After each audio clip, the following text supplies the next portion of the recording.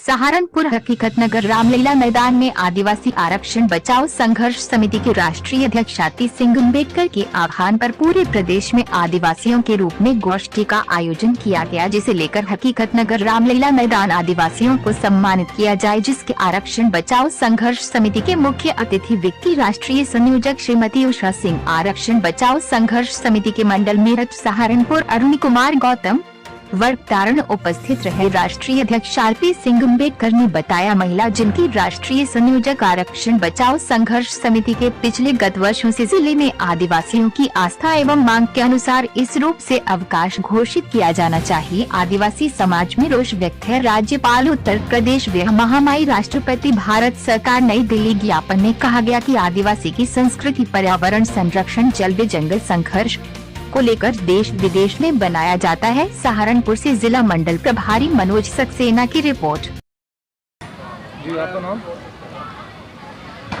जी। मैं आरपी सिंह अम्बेडकर आरक्षण बचाओ संघर्ष समिति का राष्ट्रीय अध्यक्ष हूँ बंधु।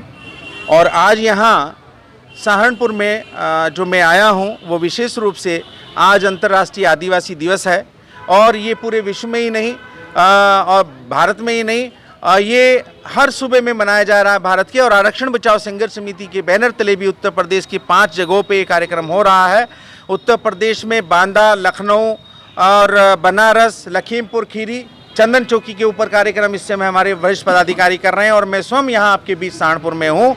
आज इस अंतर्राष्ट्रीय आदिवासी दिवस के ऊपर मैं ये सिर्फ कहना चाहूँगा कि यूएनओ ने जो इस दिवस को तय किया है, इसका एक महत्व है, और इस महत्व को भारत सरकार समझे कि इसको क्यों मनाना चाहिए और किस लिए ये मनाया जा रहा है। इसके पीछे सिर्फ एक ही थीम है, एक ही उद्देश्य है कि आदिवासियों की संस्कृति, आदिवासियों की बोली भाषा, उनके जल और जंगल जमीन वो महफूज रखी जाए, उनका जीवन शैली महफूज रखी जाए, उनकी कला महफूज रखी जाए, उनके संगीत को महफूज रखा जाए और उनके संस्कृति को महफूज रखा जाए। इसके लिए ये आदि दिवस मनाया जा रहा है, आदिवासी दिवस मनाया जा रहा है। परंतु हमें दुख है कि आज भारत के 74 साल आज़ादी के बाद भी हमारे आदिवासी भाइयों के पैरों में जूती नहीं है, उनके तन पे कपड़ा नहीं है, उनकी कोई मुकम्मल शिक्षा की व्यवस्था नहीं है, उनके कोई आगे बढ़ने का कोई व्यवस्था नहीं बनाई गई है। जबकि भारत के संविधान ने उनको 7.5% नौकरियों में आरक्षण की व्यवस्था कराई, शिक्षा में आरक्षण की व्यवस्था कराई और राजनीति में भी आरक्षण की व्यवस्था कराई, परंतु वो सब नाकाफी रहा।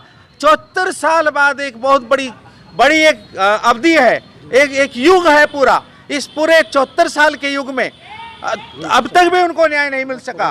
तो हम ये चाहेंगे कि सरकार इस ओर ध्यान दे, इस देश के नागरिकों के हक और अधिकार को महफूज रखे। और हम यहाँ ये बताना चाहेंगे कि भारत में केवल बाबा साहब का संविधान चलेगा और कोई व्यवस्था इस देश में हम चलने नहीं देंगे।